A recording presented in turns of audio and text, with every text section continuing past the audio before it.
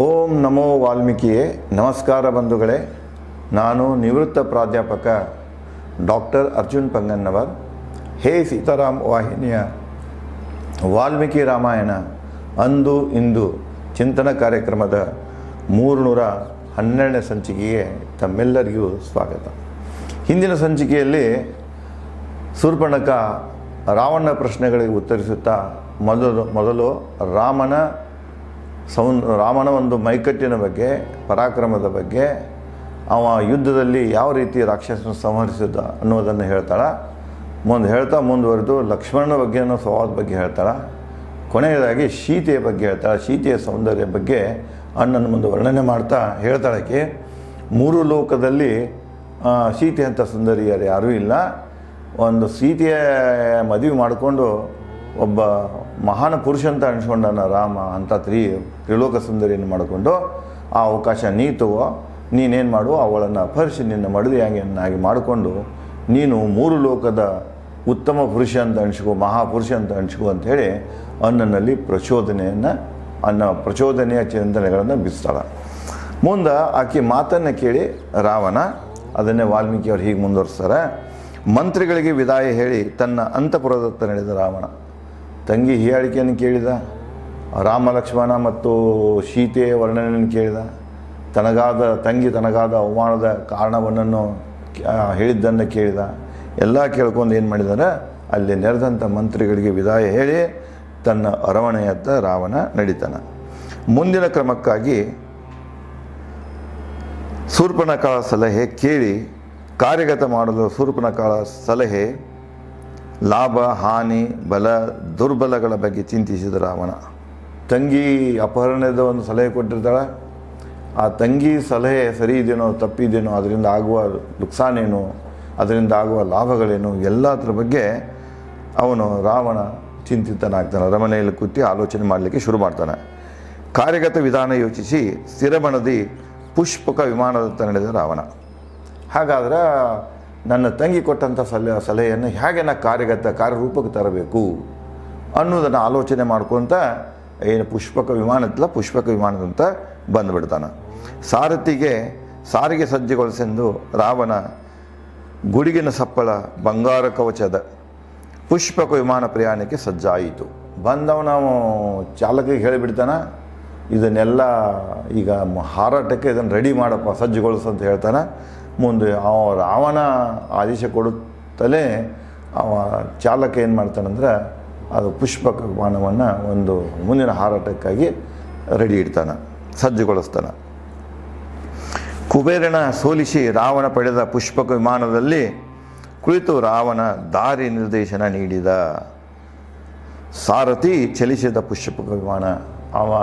ಪುಷ್ಪಕ ವಿಮಾನವನ್ನು ಸಜ್ಜುಗೊಳಿಸ್ತಾನೆ.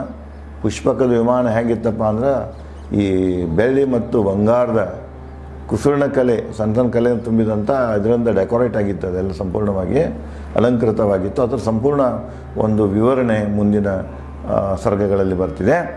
ಮುಂದೆ ಇಲ್ಲೇ ಸ್ವಲ್ಪದಾಗಿ ಹೇಳಿಬಿಡ್ತಾನೆ. ಈ ಪುಷ್ಪಕ ವಿಮಾನ ಯಾರ್ದಪ್ಪ ಅಂದರೆ, ತಮಗೆ ಈಗಾಗಲೇ ಹೇಳಿದ್ದೇನೆ, ಇದು ಅವನ ಅಣ್ಣನಾದ ಕುಬೇರನನ್ನು ಸೋಲಿಸಿ ಯಾವಾಗ ಬ್ರಹ್ಮನಿಂದ ವರವನ್ನು ಪಡಿತಾನ, ತನಗೆ ಯಾರಿಂದಲೂ ಸಾವಿಲ್ಲೆಂಬ ಅಮರತ್ವದ ಒಂದು ವರವನ್ನು ಪಡಿತಾನಲ್ಲ, ಮೊದಲು ಅವನು ಯುದ್ಧ ಮಾಡಿದ್ದಾನೆ ಕುಬೇರನ ಮೇಲೆ.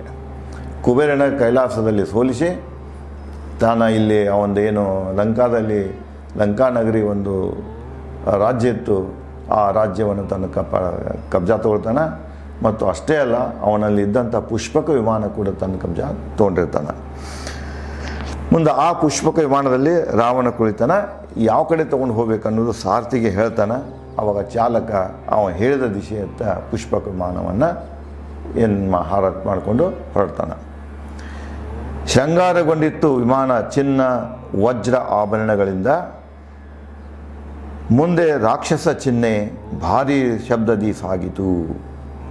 ಅದನ್ನು ಅದರದ್ದು ಕವಚ ಇತ್ತಲ್ಲ, ಆ ಕವಚ ಎಲ್ಲನೂ ಚಿನ್ನ, ವಜ್ರ, ಬೆಳ್ಳಿ ಇವುಗಳಿಂದನೇ ಶೃಂಗಾರಗೊಂಡಿತ್ತು. ಅದರ ಮುಂದೆ ರಾಕ್ಷಸರ ಚಿಹ್ನೆ ಇತ್ತು. ಹೆಂಗೆ ನಾವು ರಾಷ್ಟ್ರದ ಧ್ವಜ ಇರ್ತದೆ, ರಾಷ್ಟ್ರ ಚಿಹ್ನೆ ಅಂತ ಇರ್ತೀವಲ್ಲ, ಹಂಗೆ ರಾಷ್ಟ್ರ ಚಿಹ್ನೆ, ರಾಕ್ಷಸರ ಚಿಹ್ನೆನೇ ಆಗಿತ್ತು. ಅದನ್ನು ವಿಮಾನದ ಮುಂದೆ ಅದಕ್ಕೆ ಹಚ್ಚಿದ್ದವನು. ಮುಂದೆ ಭಾರಿ ಶಬ್ದದಿಂದ ಸಾಗಿತು. ಈಗೇನು ನಮ್ಮ ವಿಮಾನಗಳು ಹೋಗ್ತಾವಲ್ಲ, ವಿಮಾನ ಸ್ಟಾರ್ಟ್ ಆದ ಕೂಡಲೇ ಕೆಳಗೆ ಹಾರು ಮುಂದೆ ಹೆಂಗೆ ಒಂದು ಪ್ರಕಾರದ ಶಬ್ದ ಬರ್ತಲ್ಲ, ಭಾರಿ ಶಬ್ದ, ಇದೂ ಕೂಡ ಭಾರಿ ಶಬ್ದದಿಂದ ಹಾರಿತು. ಶಬ್ದದಿಂದ ಹಾರಿತಂದ್ರೆ ಅಲ್ಲಿ ಯಂತ್ರಗಳು ಇರಲೇಬೇಕು, ಏನಾದರೂ ಫ್ಯೂಲ್ ಇರಲೇಬೇಕು. ಅವತರಗಳ ಬಗ್ಗೆ ಉಲ್ಲೇಖನೇ ಇಲ್ಲ, ಒಪ್ತೇವೆ ಅದನ್ನೇ. ಬಟ್ ಇಲ್ಲಿ ಆ ಥರದ ವಿವರಣೆ ಇಲ್ಲದಿದ್ದರೂ ಕೂಡ ಆ ಥರ ಲಕ್ಷಣಗಳ ಬಗ್ಗೆ ಹೇಳ್ತಾರೆ ಅವರು. ಅದು ಭಾರಿ ಪ್ರಮಾಣ ಸದ್ದು ಮಾಡುತ್ತಾ ಹಾರುತ್ತಿತ್ತಂದರೆ ಅದಕ್ಕೆ ಇಂಧನೂ ಇರಬೇಕು ಆಗಿನ ಕಾಲದ, ಮತ್ತು ಅದಕ್ಕೆ ಇದು ಇರಬೇಕು. ಕೆಲವೊಂದು ಮಂದಿ ಅದನ್ನು ಏನು ಮಾಡ್ತಾರೆ ಅಂದರೆ, ಈ ಬಿಸಿ ಹವೆಯ ಒಂದು ಬುಗ್ಗೆ ಇರ್ತದಲ್ಲ ಅಂಥದ್ದಂತ ತೋರಿಸ್ತಿರ್ತಾರೆ. ಇಲ್ಲ ಇನ್ನು ಕೆಲವು ಮಂದಿ ಪಕ್ಷಿ ಮ್ಯಾಗ ಕುಡಿಸಿ ತೋರಿಸ್ತಿರ್ತಾರೆ, ಅದು ಇಲ್ಲ. ಇದು ಖಂಡಿತವಾಗಿ ವಿಮಾನ ಯಂತ್ರದಿಂದ ಚಲಿಸುವಂಥ ಒಂದು ಹಾರುವ ವಾಹನವಾಗಿತ್ತು, ಅದು ವಿಮಾನ ಆಗಿತ್ತು ಅನ್ನೋದು ಇಲ್ಲಿ ಅದರ ವರ್ಣನೆಯಿಂದ ತಿಳಿದು ಬರ್ತಿದೆ. ಸಾಗಿತ್ತು. ಶ್ವೇತವರ್ಣದ ದೈತ್ಯ ಮೇಘಾಕಾರದ ವಿಮಾನ ಹೇಗಿತ್ತಪ್ಪ ಅಂದರೆ ಬೆಳ್ಳಗೆ ಇತ್ತು, ಬಿಳಿ ಇತರಗತೆ ಇತ್ತು, ಶ್ವೇತವರ್ಣ ಇತ್ತು. ಒಂದು ಆಕಾರ ದೈತಾಕಾರವಾಗಿತ್ತದು, ದೊಡ್ಡ ಆಕಾರ ಇತ್ತು ವಿಮಾನ. ಹತ್ತು ತಲೆ ರಾವಣನ ಸಾಗಿತು. ಆ 10 ತಲೆ ರಾವಣ ಹೊತ್ಕೊಂಡು ಅದು ಮುಂದೆ ಸಾಗಿತು. ವಿವಿಧ ಫಲ ಪುಷ್ಪ ಗಿಡ ಮರ ಬೆಟ್ಟ ಪರ್ವತ ಸಾಲುಗಳನ್ನು ನೋಡುತ್ತಾ ರಾವಣ ಸಾಗಿದ. ಅದು ಮ್ಯಾಗ ಆಕಾಶ ಮಾರ್ಗವಾಗಿ ಹೊಂಟಿತ್ತು, ಕೆಳಗಡೆಗೆ ಭೂಮಿ ಅವನಿಗೆ ಗೋಚರಿಸ್ತಾ ಇತ್ತು. ಭೂಮಿ ಗೋಚರಿಸಿದ್ರೆ ಈ ಬೆಟ್ಟಗಳ ಸಾಲು, ಪರ್ವತಗಳ ಸಾಲು, ಮರಗಳ ಸಾಲು, ನದಿಗಳು ಮತ್ತು ಹೊಂಡಗಳು ಇವೆಲ್ಲನೂ ನೋಡ್ಕೊತಾ ಸಾಗಿದವು. ಮ್ಯಾಗಿಂದ ನೋಡಕತ್ತೆ. ಇದಕ್ಕೆ ನಾವೇನು ಏರಿಯಲ್ ವ್ಯೂ ಅಂತ ಕರಿತೀವಿ ನಾವು, ಅಂದ್ರೆ ವೈಮಾನಿಕ ವೀಕ್ಷಣೆ ಅಂತ ಕರಿತೀವಿ. ವೈಮಾನಿಕ ವೀಕ್ಷಣೆಯನ್ನು ಮಾಡ್ತಾ ಹೊರಟವು. ಈಗ ನಾವು ಮಾಡ್ತಿರ್ತಾರೆ ನೋಡ್ರಿ, ಮಂತ್ರಿಗಳು, ಪ್ರೈಮ್ ಮಿನಿಸ್ಟರ್ಸು, ಇವು ಎಲ್ಲರೂ ಈಗ ಎಲ್ಲರೇ ಮಹಾಪೂರ್ವ ಬಂದಿತ್ತಂದ್ರೆ, ಎಲ್ಲರ ಭೂಕಂಪ ಆಗಿತ್ತಂದ್ರೆ ಅವರು ವಿಮಾನದಾಗ ಕೂತ್ಕೊಂಡು ಅಥವಾ ಹೆಲಿಕಾಪ್ಟರ್ದಾಗ ಕೂತ್ಕೊಂಡು ವೈಮಾನಿಕ ವೀಕ್ಷಣೆ ಮಾಡ್ತಿರ್ತಾರೆ. ಆ ರೀತಿ ರಾವಣ ಅದನ್ನು ವಿಮಾನ ತೊಗೊಂಡು ಹೋಗುವ ಕಾಲಕ್ಕೆ ತಾನು ಕೆಳಗಿಂದ ಭೂಮಿದ ವೀಕ್ಷಣೆಯನ್ನು ಮಾಡ್ತಾ ಇರ್ತಾನೆ, ನೋಡ್ತಿರ್ತಾನೆ. ಯಜ್ಞ ಮುನಿಗಳ ಆಶ್ರಮ, ಕಮಲ ಸರೋವರ, ಶೀತಜಲ, ನದಿ ಕೊಳ್ಳ, ಮಹಾಸಾಗರವನ್ನು ವೀಕ್ಷಿಸುತ್ತಾ ಸಾಗಿದ. ಏನು ನೋಡಕತ್ತಿದ್ದಾನೆ? ಯಜ್ಞ ಮುನಿಗಳು, ಅಲ್ಲೆಲ್ಲೇ ಮುನಿಗಳ ಆಶ್ರಮಗಳಿದ್ದು, ಆ ಆಶ್ರಮಗಳಲ್ಲಿ ಮುನಿಗಳು ಯಜ್ಞ ಮಾಡ್ತಾಯಿದ್ರು. ಯಜ್ಞದಿಂದ ಹೊರಬರುವಂಥ ಜ್ವಾಲೆಗಳನ್ನು ನೋಡ್ತಾ ಇದ್ದ, ಯಜ್ಞದ ಹೊಗೆ ನೋಡ್ತಾ ಇದ್ದ, ಯಜ್ಞ ಕಾಣಿಸ್ತಿದ್ವು ಅವನಿಗೆ. ಮುಂದೆ ಕಮಲ ಸರೋವರ, ದೊಡ್ಡ ದೊಡ್ಡ ಸರೋವರಗಳಿದ್ದು ಸರೋವರದಲ್ಲಿ ನಡೆದಂಥ ಕಮಲಗಳನ್ನು ನೋಡ್ತಾ ಇದ್ದ. ಶೀತಲ ಜಲ, ನದಿ ಕೊಳ್ಳ, ಆ ಇದ್ದಂಥ ಒಂದು ಶಾಂತ ನಿಂತಹ ಜಲ ಮತ್ತು ನದಿ ಕೊಳ್ಳ, ಮಹಾಸಾಗರವನ್ನು ನೋಡ್ತಾ ಹೊರಟ. ಮಹಾಸಾಗರದ ಇವು ಬರ್ತಾವೆ ಈಗಿನ ಅಂದರೆ ಹಿಂದೂ ಮಹಾಸಾಗರ ಮತ್ತು ಬಂಗಾಳ ಉಪಸಾಗರ, ಇವುಗಳ ಕಾಣ್ತಾವೆ. ಮಹಾಸಾಗರವನ್ನು ನೋಡ್ತಾ ಹೊರಟ, ವೀಕ್ಷಿಸುತ್ತಾ ಸಾಗಿದ. ಕಂಗೊಳಿಸುತ್ತಿತ್ತು ಬಾಳೆ ತೆಂಗಿನ ಮರಗಳಿಂದ ಕಡಲ ದಡಿ.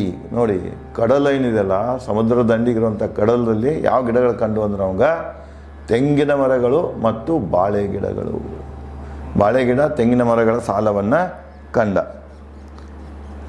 ಹೂ ಬಿಟ್ಟ ಕಂಗೊಳಿಸುತ್ತಿದ್ದವು ಸಾಲ, ತಾಳೆ, ತಮೂಲ ವೃಕ್ಷಗಳು.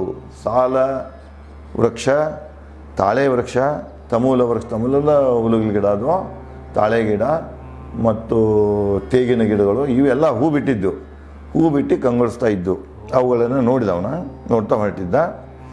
ಪ್ರಾಣಿ ಪಕ್ಷಿ ಕಿನ್ನರ ಗಂಧರ್ವರು ಮುನಿಗಳು ಸಿದ್ಧರು ಚಾರಣರು ತುಂಬಿದ ದೃಶ್ಯ ಎಲ್ಲೆಡೆ. ಎಲ್ಲ ಕಡೆಗೆ ಎಲ್ಲಿ ನೋಡ್ತೀಯಲ್ಲ ಪ್ರಾಣಿಗಳು, ಕಾಡ ಪ್ರಾಣಿಗಳು ಕಾಣಿಸ್ತಿದ್ವು, ಪಕ್ಷಿಗಳು ಕಾಣಿಸ್ತಿದ್ವು, ಕಿನ್ನರರು ಕಾಣಿಸ್ತಿದ್ರು, ಗಂಧರ್ವರು ಕಾಣಿಸ್ತಿದ್ರು, ಮುನಿಗಳು ಕಾಣಿಸ್ತಿದ್ರು, ಸಿದ್ಧರು ಕಾಣಿಸ್ತಿದ್ರು, ಸಾಧಕ ಸಿದ್ಧರು ಕಾಣಿಸ್ತಿದ್ರು, ಚಾರಣರು ಚಾರಣ ಅಂದರೆ ಈಗ ಗುಡ್ದಾಗದು ಹೋಗೋದು ಇದು ಮಾಡ್ತಿಲ್ಲ, ಆ ಒಂದು ತಂಡಗಳು ಇರ್ತಿದ್ವು. ಅಲ್ಲಿ ಆ ವೇಳೆದಾಗೂ ಈ ಚಾರಣ ವ್ಯವಸ್ಥೆ ಇತ್ತು, ಚಾರಣ ಹವ್ಯಾಸ ಇತ್ತು.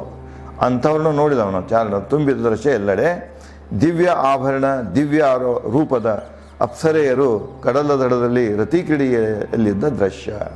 ಅಷ್ಟೇ ಅಲ್ಲ, ಸಾಕಷ್ಟು ಆಭರಣ ತೊಟ್ಟ, ಸಾಕಷ್ಟು ಸುಂದರತೆಯನ್ನು ಹೊಂದಿದಂತಹ ಅಪ್ಸರೆಯರು ಏನು ಮಾಡ್ತಿದ್ರು ಅಂದರೆ ಕಡಲ ತೀರದಲ್ಲಿ ರತಿ ಕ್ರೀಡೆಯನ್ನು ಮಾಡ್ತಿದ್ರು. ಇವತ್ತು ನಾವು ನೋಡ್ತಿದ್ದೇನೆ, ಇವತ್ತು ನಾವು ಗೋವಾದಲ್ಲಿ ಹೇಳ್ತಾರೆ, ಗೋವಾ ಒಂದಕ್ಕೆ ಅದು ಕುಖ್ಯಾತ ಇದೆ. ಏನಪ್ಪ ಅಂದರೆ ಅಲ್ಲೆಲ್ಲ ವಿದೇಶಿಯರು ಬಂದಿರ್ತಾರೆ, ಇವರು ಬಂದಿರ್ತಾರೆ, ನಗ್ನವಾಗಿ ಅದನ್ನು ಮಜಾ ಮಾಡ್ಕೋತಿರ್ತಾರೆ ಅಂತ ಹೇಳ್ತಿರ್ತಾರೆ. ರತಿ ಕ್ರೀಡೆ ಅನ್ನೋದು ಈಗಿಂದಲ್ಲ, ಅದು ಆ ಕಾಲದಲ್ಲಿ ಇತ್ತು. ಅಪ್ಸರೆಯರು ಬಂದು ಈ ಕಡಲ ತೀರದಲ್ಲಿ ಏನು ಮಾಡ್ತಿದ್ದಾರೆ ಅಂದರೆ ಈ ರತಿಗೆ ತಮ್ಮ ಪ್ರೀತಮರ ಜೊತೆಗೆ ಬಂದ ಕಾಲಹರಣ ಮಾಡ್ತಿದ್ರು. ಈ ರತಿಕ್ರೀಡೆ ಏನಿದೆಯಲ್ಲ, ಸಮುದ್ರದಲ್ಲಿ ನಡೆಯುವಂಥ ರತಿಕ್ರೀಡೆ ವ್ಯವಸ್ಥೆ ಆವಾಗನೂ ಇತ್ತು, ಆ ಮಾನಸಿಕ ಸ್ಥಿತಿ ಆವಾಗೂ ಇತ್ತು ಅಂತೇಳಿ ವಾಲ್ಮೀಕಿ ರಾಮಾಯಣದಿಂದ ತಿಳಿದು ಬರ್ತಿದೆ. ಮುಂದುವರೆದು, ನದಿ ಮುಖಜಗಳು, ಸಮುದ್ರ ದಡಗಳು, ಮಂದಗಾಳಿ ಸ್ಪರ್ಶ, ಸ್ವರ್ಗಹಿತ ರಾವಣನಿಗೆ. ಮುಂದೆ ಹೋಗ್ತಾ ಇದ್ದಾಗ ದೊಡ್ಡ ದೊಡ್ಡ ನದಿಗಳು ಬಂದು ಸಮುದ್ರ ಸೇರ್ತಾ ಇದ್ದೀವು. ಸಾಮಾನ್ಯವಾಗಿ ಗೋದಾವರಿ, ಕೃಷ್ಣ, ಕಾವೇರಿ, ಈ ಮಹಾನದಿ, ಇವೆಲ್ಲ ಈ ನದಿಗಳಲ್ವ ಈ ಕಡೆಗೆ, ಇವೆಲ್ಲನೂ ಬಂದು ಬಂಗಾಳ ಮಹಾಸಾಗರವನ್ನು ಸೇರ್ತಾ ಇದ್ದು. ಆ ದೃಶ್ಯ ನೋಡ್ತಾನೆ ಅವನು. ಮುಂದೆ ಅದರಂತೆ ಮಂದಗಾಳಿ ಬೀಸ್ತಾ ಇತ್ತು. ಆ ಮಂದಗಾಳಿ ಕಣ್ಣಿಗೆ ಹಿತ ನೀಡುವಂಥ ದೃಶ್ಯ ನೋಡು ಅವನಿಗೆ ಮನಸ್ಸು ಏನಾಯಿತು, ಬಹಳ ಉಲ್ಲಾಸಕರವಾಯಿತು. ಇವನಿಗೆ ರಾವಣನಿಗೆ ಹಿತವೆನಿಸಲಿಕ್ಕೆ ಶುರುವಾಯಿತು. ಇನ್ನು ಮುಂದೆ ಹೋಗುವ ಮುಂದೆ ಯಾವ ರೀತಿ ಮತ್ತು ಅವನಿಗೆ ಅನುಭವ ಆಗ್ತದ, ಅವನು ಎಲ್ಲಿ ಹೋಗ್ತಾನೆ ಅನ್ನುವಂಥ ಚಿಂತನೆಗಳನ್ನು, ವಿಚಾರಗಳನ್ನು ನಾನು ತಮಗೆ ಮುಂದಿನ ಸಂಚಿಕೆಯಲ್ಲಿ ಹಂಚಿಕೊಳ್ಳುತ್ತೇನೆ. ಧನ್ಯವಾದಗಳು.